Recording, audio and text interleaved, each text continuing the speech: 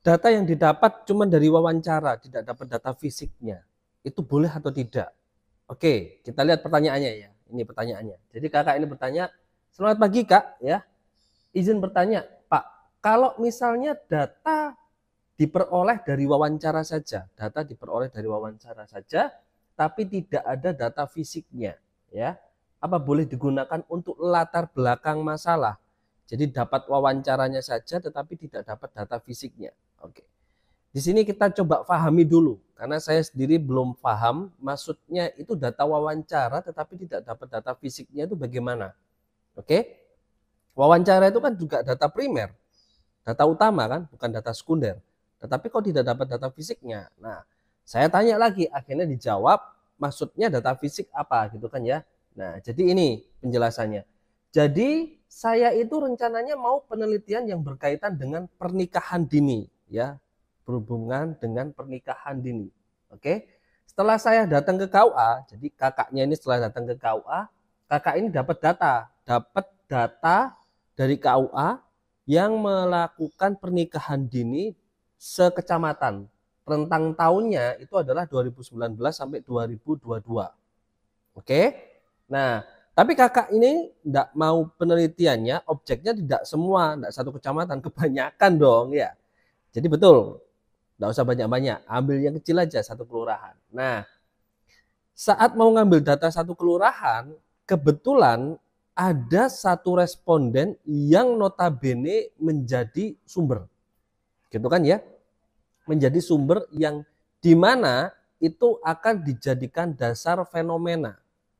Nah, akan dijadikan dasar fenomena. Nah, penjelasannya, tapi orang yang mau saya jadikan responden itu tidak masuk dalam data yang saya terima di KUA karena nikahnya tahun 2016. Jadi, responden yang dijadikan dasar fenomenanya itu tidak masuk data KUA. Maksudnya tidak masuk data KUA itu tidak masuk range KUA yang tadi dia kakak dapat 2019 sampai 2022. Apakah diperbolehkan seperti itu? Jadi saya jelaskan dulu, respondennya itu di luar range. Respondennya di luar range dari data yang akan diteliti. Apakah boleh? Gitu kan ya. Responden yang didapat ini hanya untuk digunakan di latar belakang masalah atau digunakan di fenomenanya.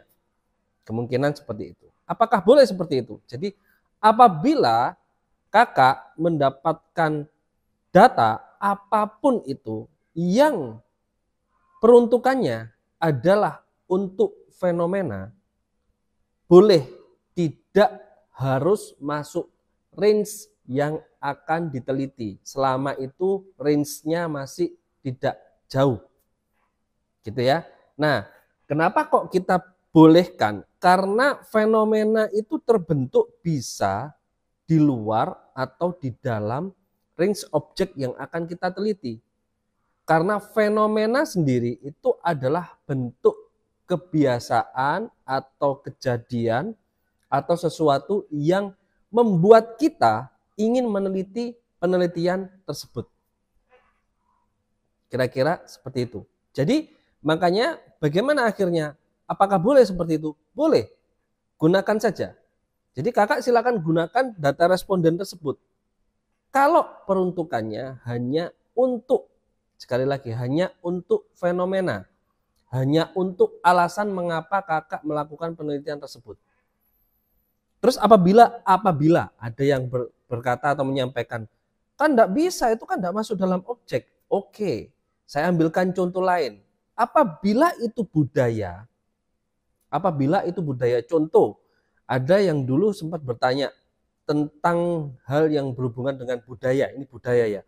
Budaya melakukan doa bersama, Yasin, tahlil gitu ya, kirim doa dan lain sebagainya itu itu bagaimana perlakuannya?